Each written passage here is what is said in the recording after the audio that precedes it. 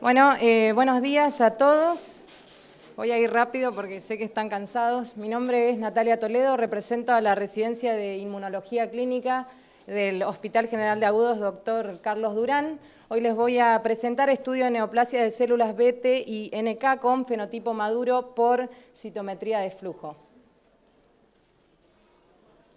¿Va para el otro lado? Ah, acá. Ahí está.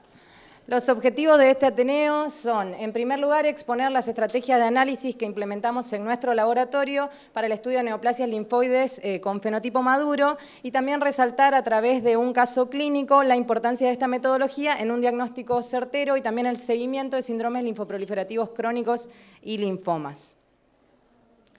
Bueno, obviamente, antes de comenzar tenemos que tener en claro el fundamento de esta metodología. Esto ya se habló, no me voy a detener mucho, pero lo que tenemos que entender es que a partir de diversas muestras que pueden ser médula ósea, sangre periférica, líquidos de punción como líquido pleural, cefalorraquídeo, punción aspiración con aguja fina, biopsias de tejido, principalmente tejido ganglional, entre otras, todas estas muestras van a sufrir un procesamiento previo que lleve a colocar las células en suspensión para que puedan ser marcadas con anticuerpos monoclonales específicos que están conjugados con fluorocromos, ¿sí?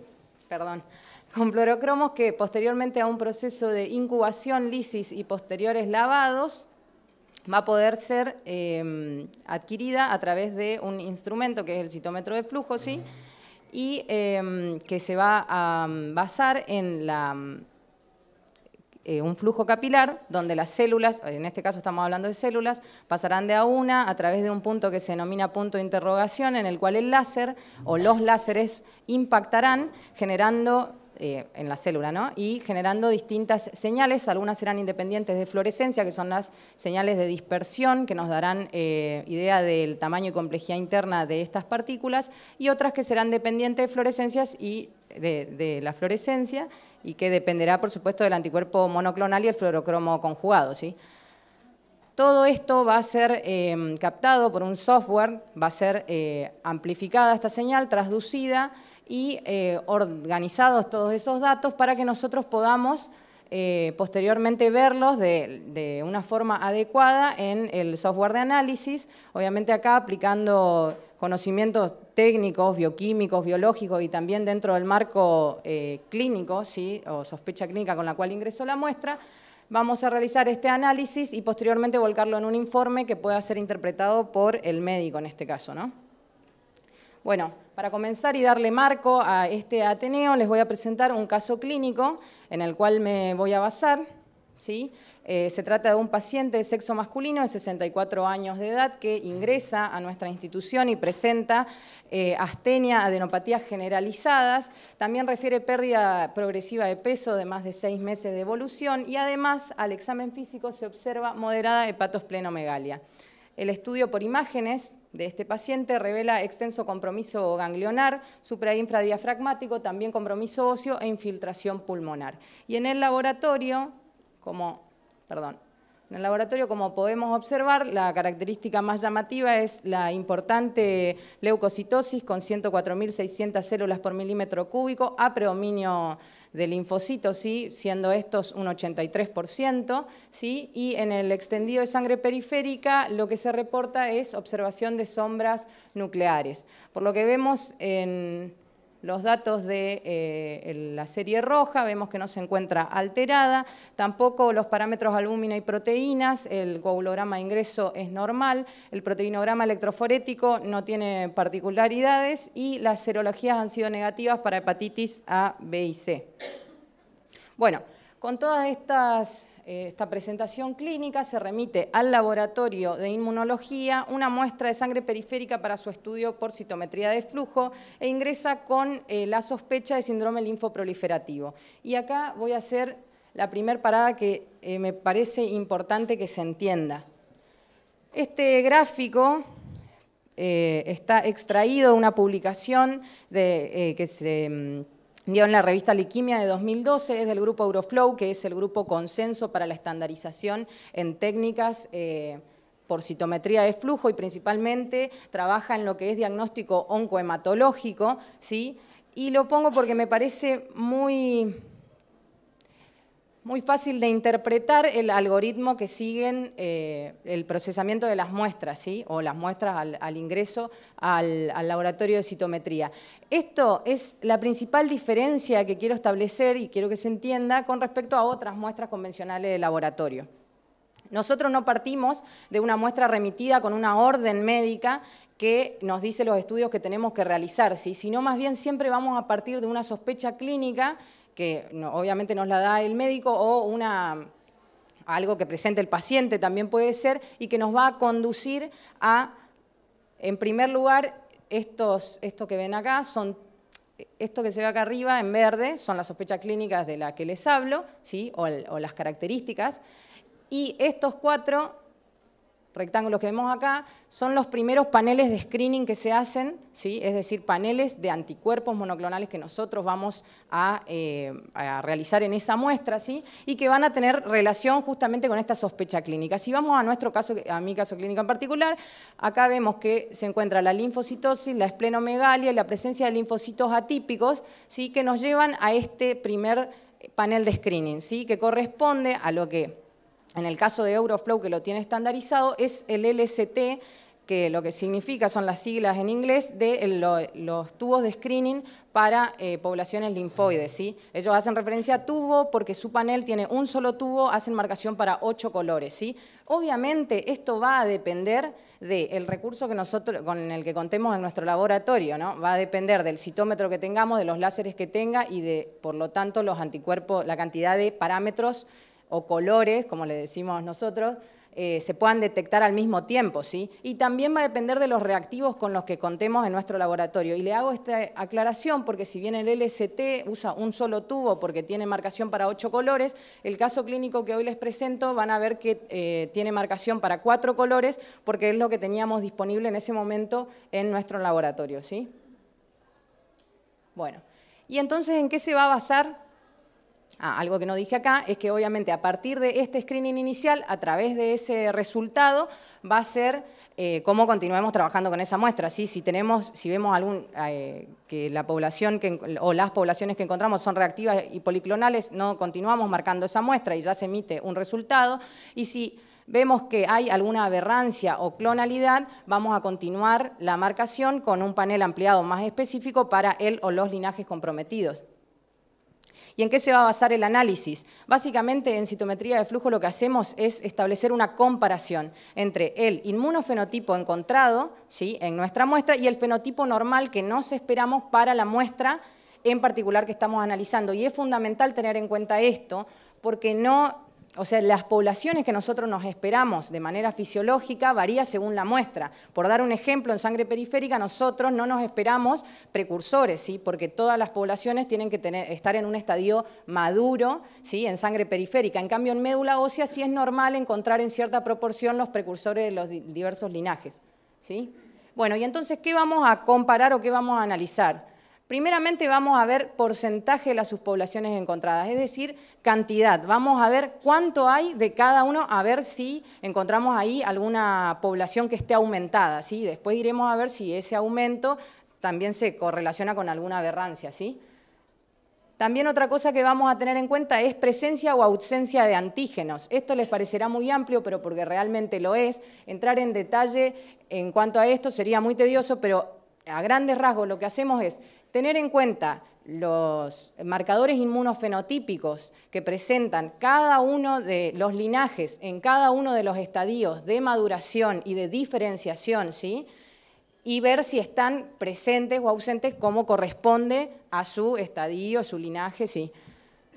Otra cosa que hacemos es evaluar el nivel de expresión antigénica. ¿Qué significa esto? No solo evalúo si está o no está el antígeno, sino que en caso de estar, si se está expresando de la forma o en la cantidad que corresponde. Y esto nosotros lo evaluamos por esta metodología a través del parámetro que se denomina intensidad de fluorescencia media, ¿sí? Es decir, nosotros a través de la fluorescencia, mayor fluorescencia, lo correlacionamos con una mayor expresión, ¿sí?, de esa proteína que estemos midiendo, ¿sí?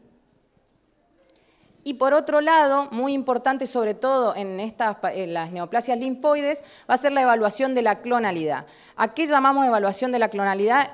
Es una aberrancia en particular que puede presentar que nos muestra de forma evidente que un linaje determinado está siendo producto de una expansión clonal. Es decir, si yo veo una población aumentada, por ejemplo, linfocitos B, yo puedo asegurarme que esos linfocitos B sean, o puedo aseverar que esos linfocitos B sean clonales, no si no hago un estudio de clonalidad, si no puedo inferir que esa expansión sea policlonal o monoclonal, ¿sí? U oligoclonal. Entonces, para evaluar eso, lo que tenemos es distintos parámetros según el linaje comprometido. Lo más frecuente, lo más fácil y accesible en nuestro laboratorio es la evaluación de la clonalidad B, que se realiza a través de la restricción de cadenas livianas de inmunoglobulinas. Ustedes saben que los linfocitos B tienen un receptor, que es el BCR, y que es una inmunoglobulina. Las inmunoglobulinas están compuestas por cadenas pesadas y livianas. Las cadenas livianas pueden ser kappa o lambda. Y también saben que en la ontogenia B,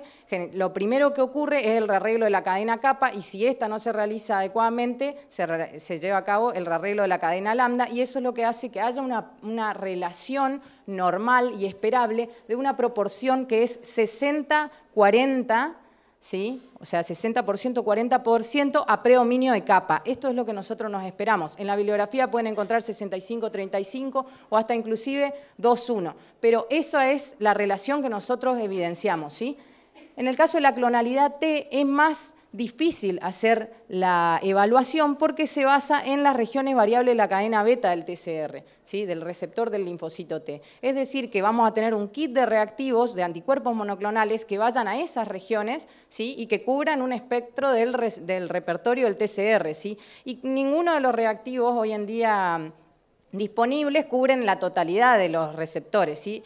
Alrededor de 60-70% es la cobertura que tienen y no están disponibles en todos los laboratorios. Por ejemplo, en nuestro laboratorio nosotros no contamos con estos reactivos.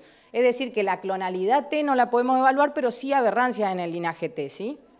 Y que generalmente se correlacionan. Y la clonalidad NK solamente anecdótico, que se hace a través del estudio de receptores KIR, la Organización Mundial de la Salud lo plantea así, pero la verdad es que este reactivo no está disponible. Bueno, no me voy a detener mucho en esto, pero sí es importante que entiendan y de manera gráfica les muestro lo que hoy ya les había explicado, que las distintas neoplasias hematológicas, actualmente la Organización Mundial de la Salud en su última clasificación, que es la de 2008 y que es la actualmente vigente, ¿sí? Hasta la siguiente actualización que todavía no está publicada, acepta que las neoplasias hematológicas se asemejan en algún punto a algún estadio madurativo y de diferenciación del camino normal que siguen los distintos linajes, ¿sí? En este caso vemos reflejado el linaje B.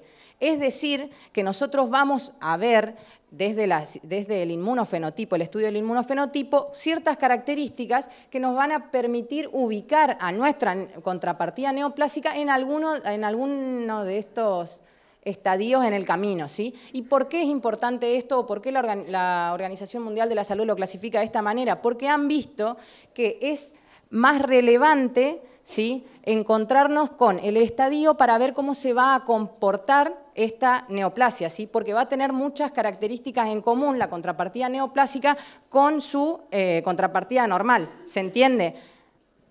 Por dar un ejemplo, todos los precursores de células B se encuentran en médula ósea, ¿sí? Y se van a ir ganando, hablando propiamente del inmunofenotipo, van a ir ganando marcadores de madurez y perdiendo los de inmadurez, ¿sí? La contrapartida neoplásica de estos estadios son las neoplasias de precursores B, que son básicamente las leucemias linfoblásticas B, ¿sí? De distinta categorización, pero básicamente esas. Cuando esta célula sale, obviamente estoy hablando del camino fisiológico, ¿no? Es cuando el linfocito B sale ya como un linfocito B maduro, este es el máximo estadio de maduración que va a alcanzar de manera antígeno independiente, es decir, que no haya encontrado todavía a su antígeno, ¿sí? Al antígeno específico. Y este estadio, que es conocido como linfocito B naive, ¿sí?, es importante porque hay muy poco de este subset en sangre periférica y se caracteriza por marcar CD5, que los linfocitos B no marcan CD5 salvo este estadio, ¿sí? Entonces, estos linfocitos los encontramos muy poquito en sangre periférica y están ubicados principalmente en lo que se conoce como zona del manto, en el ganglio linfático secundario, ¿sí? Y la contrapartida neoplásica, más característica de este grupo de neoplasias precentro germinal, justamente será el linfoma de células del manto, que es un linfoma que tiene mal pronóstico, ¿sí? Y que va a ser importante diferenciarlo porque morfológicamente, es decir, al microscopio, se asemeja mucho a otras patologías, por ejemplo, a otras neoplasias, por ejemplo la LLC, que la LLC generalmente tiene un curso benigno y no necesita tratamiento, entonces sí es importante la diferenciación, ¿sí? Bueno, acá cuando este linfocito naive encuentra un antígeno va a poder diferenciarse a célula plasmática productora de anticuerpo de vía media corta porque lo está realizando en un contexto extrafolicular o va a poder migrar al ganglio linfático secundario para generar un centro germinal. ¿Sí? Es decir que acá va a haber una expansión de estos linfocitos, ¿sí? Que son llamados centroblastos y posteriormente centrocitos para que haya una maduración de la afinidad. ¿Sí? Las neoplasias del centro germinal, es decir, la contrapartida neoplásica de estas células que están acá, generalmente son células de mayor tamaño, pero también son muy agresivas. Son linfomas agresivos porque tienen alta tasa de proliferación, y esto es algo que nosotros, por el inmunofenotipo, también lo podemos ver a través de marcación de factores de transcripción que van a estar sobreexpresados, y también son células de mayor tamaño, ¿sí? Es decir que van a tener ciertas características que se van a corresponder también con el comportamiento que va a tener esta patología, ¿sí? Y desde el punto de vista del inmunofenotipo, además de estos factores de transcripción, también vamos a ver expresado generalmente el CD10, que el CD10 es un marcador de inmadurez en el linfocito B, está en estos estadios, pero acá se vuelve a expresar porque vuelve a aumentar esta tasa de proliferación. ¿Se entiende? Entonces eso es algo que también nos ayuda a nosotros a ver dónde estamos situados. Y bueno, una vez que realiza la maduración de la afinidad y que ya se puso a prueba esta afinidad, por lo tanto, los que no hayan tenido una afinidad adecuada van a apoptosis y el resto se diferenciará a linfocito B de memoria o a célula plasmática vía media larga y que ya haya hecho switch de isotipo en el contexto de citoquinas que haya en el microambiente, ¿sí? Todas estas neoplasias que se corresponden a estos estadios madurativos son llamadas neoplasias post-centro germinal y corresponden a células que característicamente tienen mucho de parecido con esta, con el linfoma del manto, ¿sí? O sea, en una cuestión morfológica. Pero el comportamiento es diferente, como ya les había mencionado. Acá tenemos el linfoma de la zona marginal, el linfoma de tejido linfoide asociado a mucosas, el linfoma linfoplasmocítico y la LLC como linfoma o neoplasia más prevalente de este grupo porque es la más frecuente, ¿sí? Por lejos. Bueno, de los precursores linfoides T no me voy a extender tanto, pero solo aclararles que todas las neoplasias que comprometan a precursores linfoides son básicamente la leucemia linfoblástica T y comprometen generalmente médula ósea, ¿sí? Y estos precursores, como ustedes saben, normalmente se realiza la maduración en timo y van a ya lo que es sangre periférica, mucosa, vaso o piel, ¿sí? Tanto los linfocitos T, ¿sí? O los linfocitos NK, que también van a estar en este grupo y que son agrupados juntos. Y acá, esto es muy importante, todos los linfomas de células T y NK con fenotipo maduro se van a encontrar en estas localizaciones y va a ser importante porque los linfomas T y NK generalmente comprometen piel y no es algo que ocurra en los linfomas de tipo B, ¿sí? O las proliferaciones de tipo B. Entonces vemos también cómo se relaciona con la clínica y la presentación de estos pacientes. Bueno, estos son gráficos que corresponden al caso clínico que hoy les presenté.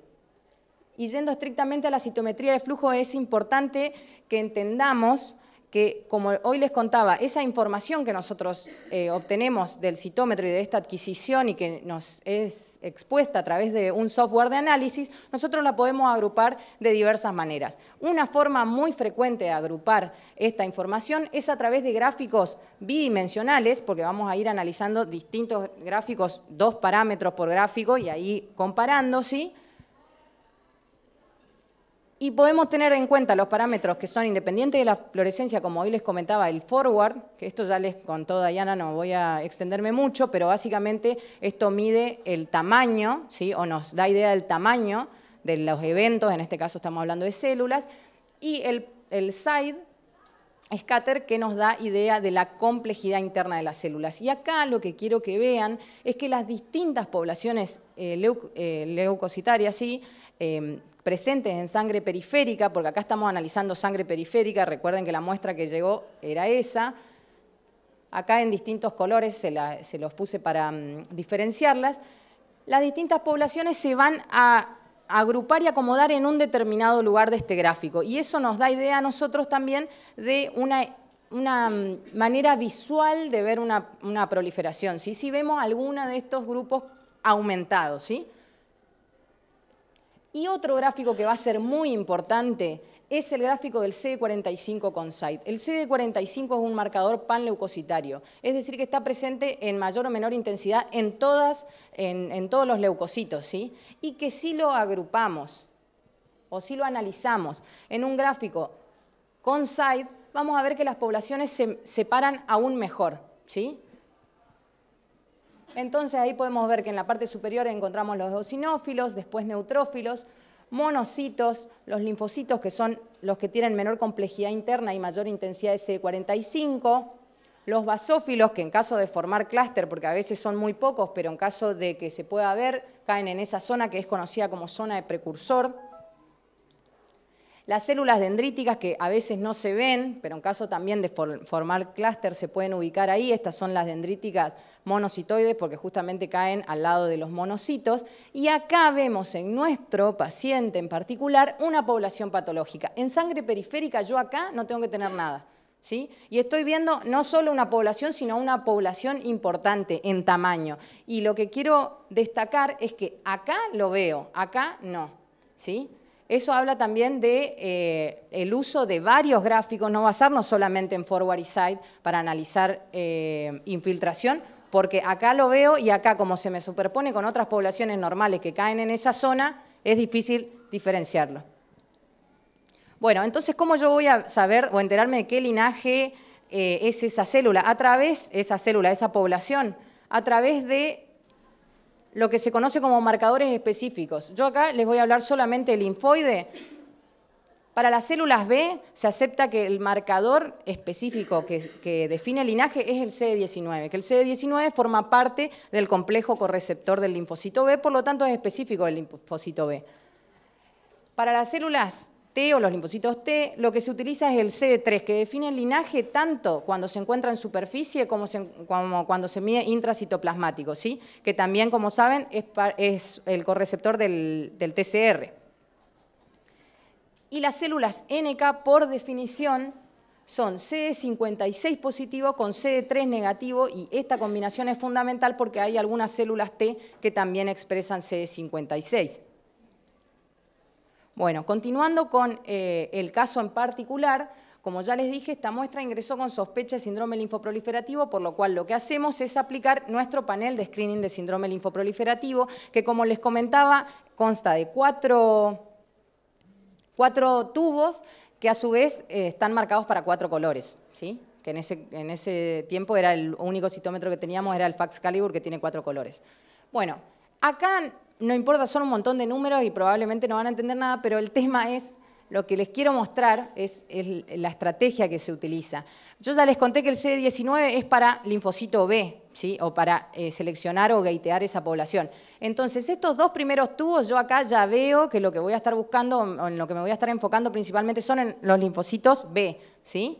Y acá recuerden que les conté que la clonalidad se estudia a través de las cadenas livianas de inmunoglobulina. Entonces vemos que los 2 primeros tubos uno tiene kappa y el otro tiene lambda, ¿sí? Van a encontrar algunos paneles donde kappa y lambda estén en el mismo tubo. Esto tiene que ver nada más con un tema de recursos y de estrategia de cómo uno acomoda los reactivos, ¿sí? En el tubo de Euroflow están kappa y lambda en el mismo tubo y la verdad que es preferible.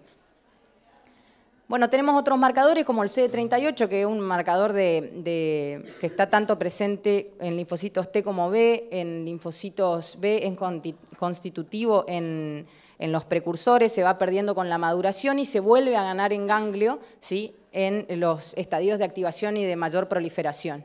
Y en algunas neoplasias de tipo B va a ser marcador pronóstico, ¿sí? O sea que esté el CD38 será de mal pronóstico, por ejemplo en la LLC.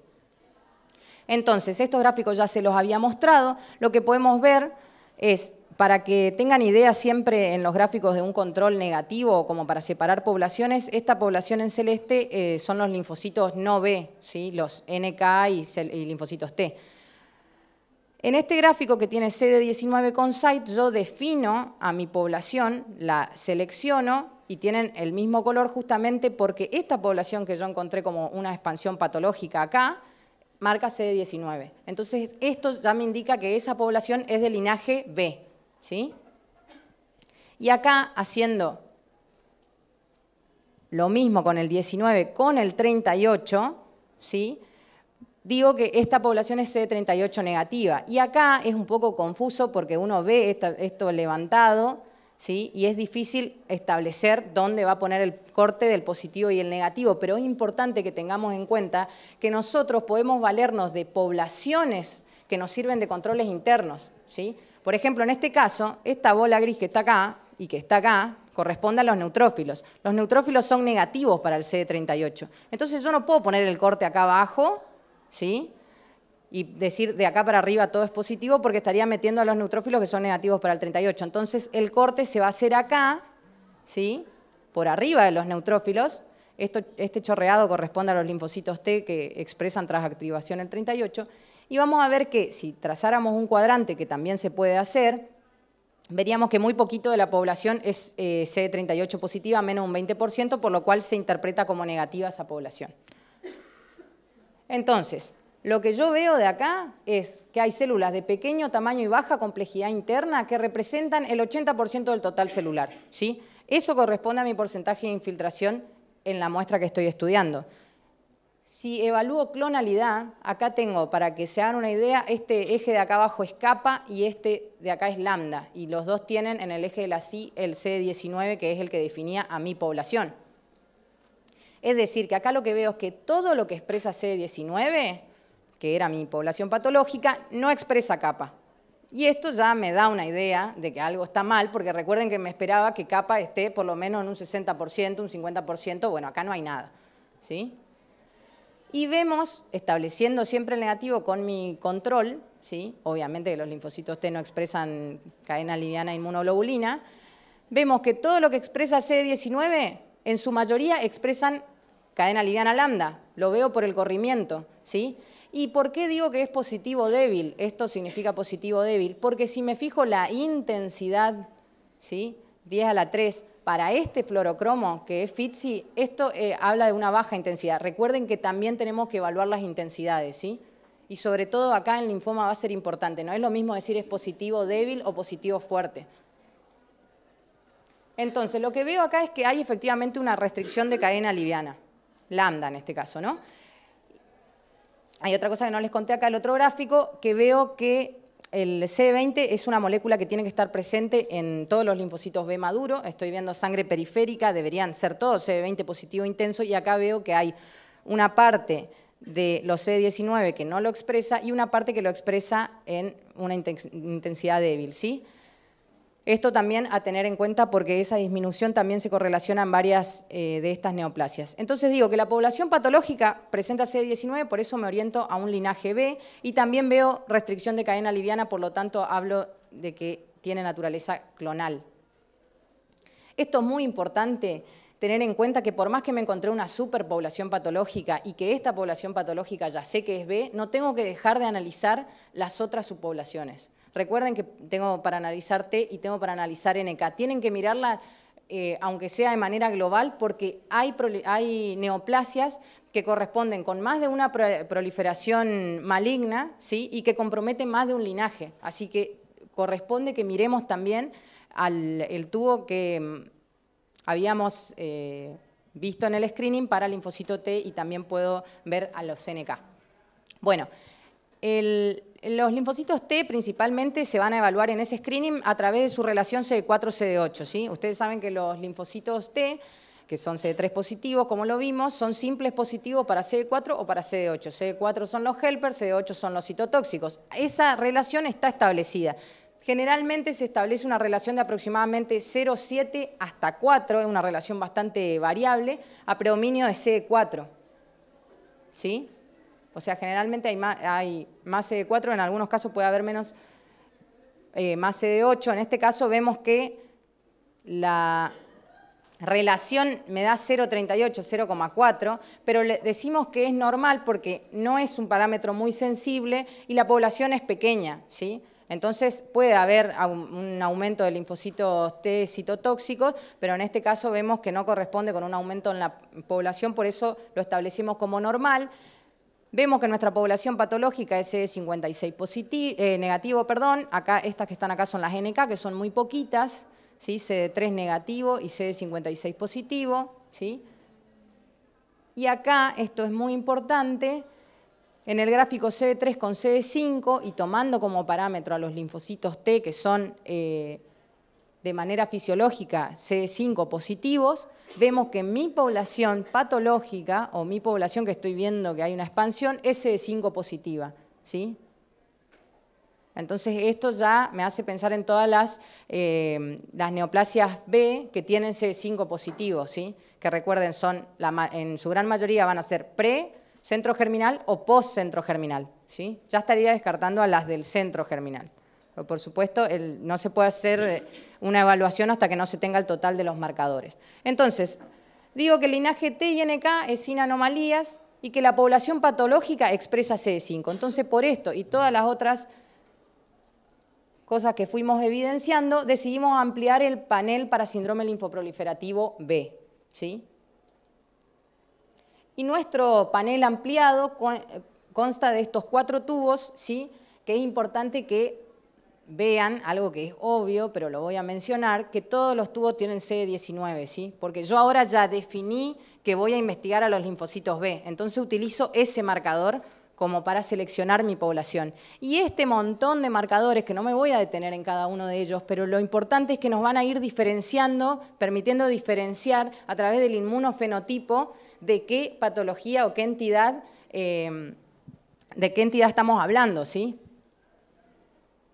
Acá, por ejemplo, vemos que mi población, que recuerden es la roja, es CD10 negativo. Vemos que está totalmente chato esto, ¿sí? Esta población es CD10 negativo, los neutrófilos generalmente en su estadio maduro son CD10 positivo, por eso nos sirve como población positiva. Esto es CD10 negativo, por lo cual ya por ese lado y por la expresión de CD5 ya nos hace pensar en que no se trata de nada del centro germinal, ¿sí? Foliculares, difuso de células grandes B. Bueno, otra cosa a tener en cuenta es la disminución en la expresión del CD22, que también, al igual que el CD20, tienen que estar intensamente expresados en los linfocitos B maduros. Acá tenemos CD19 con CD23. El CD23 va a ser muy importante en estas neoplasias hematológicas porque nos permite diferenciar algunas entidades que por otros marcadores inmunofenotípicos son bastante similares, por ejemplo el linfoma del manto, que es CD23 negativo y la LLC es CD23 positivo. Generalmente no se hace un descarte por un solo marcador, ¿sí? Pero acá tener en cuenta que nuestra población es CD23 positiva, y algo re importante es que la inmunoglobulina M de superficie es negativa. Si ustedes recuerdan, los linfocitos B naive, que también son CD5 positivos y que su expansión o contrapartida neoplásica es el linfoma del manto, son IgM positiva en su gran mayoría, ¿sí? Porque corresponde a los linfocitos B naive. Acá vemos, este es mi control negativo, que es negativa la población, porque si trazáramos un cuadrante acá, veríamos un pequeño corrimiento, no llega al 20%, y además veo que francamente toda mi población está del lado negativo. Por lo cual entonces anotar eso, tener presente que esta población tiene CD23, no tiene CD10, no tiene inmunoglobulina de superficie y la expresión del CD22 es negativa o positiva débil.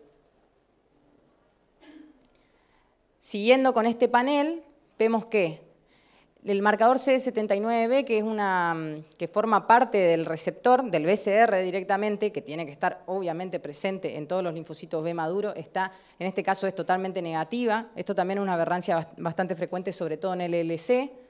Y el CD43 es negativo. El CD43 generalmente es positivo en la LLC y en el manto, ¿sí? En este caso es negativo y también tenemos que tenerlo en cuenta. El 11C se suele usar como marcador porque se sobreexpresa en la tricoleucemia, que también es otra patología que tenemos que descartar acá.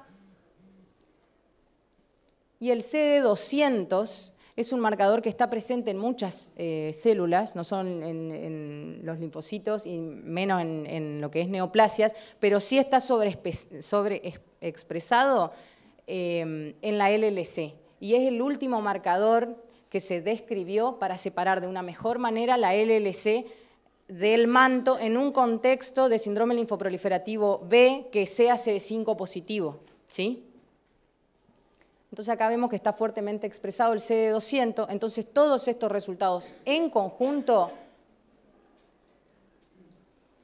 nos hacen pensar en hallazgos compatibles con LLC, ¿sí? O leucemia linfocítica crónica, ¿no? Y eso es lo que nosotros informamos a través del laboratorio. Para que sepan, esta LLC es bastante característica, la única diferencia es que el CD43 es negativo y que generalmente es positivo, ¿sí? Pero la idea era mostrar un caso que presente un inmunofenotipo bastante característico y que sea de libro, si se quiere, para que se pueda interpretar bien cómo se hace el análisis, ¿sí? ¿Cómo informamos nosotros esto? Obviamente van a ir los datos del paciente, vamos a aclarar que el inmunofenotipo se realiza, en este caso en sangre periférica, vamos a hablar de la metodología, es citometría de flujo, pero describir que es una inmunomarcación directa, que utiliza un panel de anticuerpos monoclonales que están conjugados con todos los monoclonales que hayamos utilizado, porque esto es importante, ¿sí? Uno evalúa las intensidades y todas las expresiones en función de lo que también conoce de los anticuerpos monoclonales y los fluorocromos con los que está trabajando, ¿sí?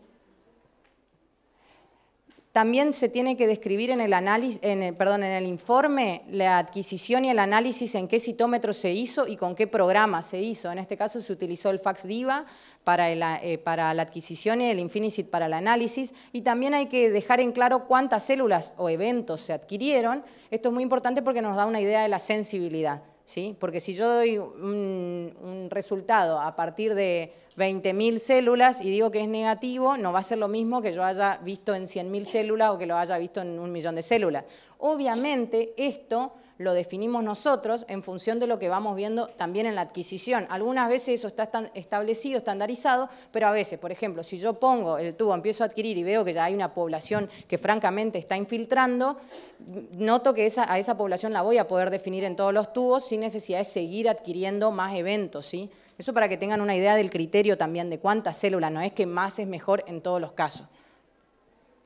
Con respecto a la celularidad, también damos los porcentajes de las distintas subpoblaciones encontradas, ¿sí? Y establecemos el porcentaje de infiltración, es decir, la población patológica, y en observaciones describimos a la población patológica, hablamos nuevamente del porcentaje de infiltración, decimos que tiene pequeño tamaño y baja complejidad interna, y también describimos el inmunofenotipo, ¿sí? Porque esto es lo que el médico va a poder interpretar, ¿sí? Y muy importante aclarar que tiene restricción de cadena liviana, ¿sí? También le damos al médico en este informe una conclusión, o sea, decimos hallazgos inmunofenotípicos compatibles con, en caso de que podamos hallarlo compatible con algo, pero abajo en nuestro informe sale siempre esta leyenda que establece que para llegar a una conclusión diagnóstica definitiva, estos resultados deben correlacionarse con datos clínicos y restantes estudios complementarios, porque nosotros no hacemos diagnósticos, ¿sí? Esto es una herramienta diagnóstica que se tiene que poner en un contexto clínico, fisiopatológico y también de estudios moleculares en caso que se realicen, ¿sí?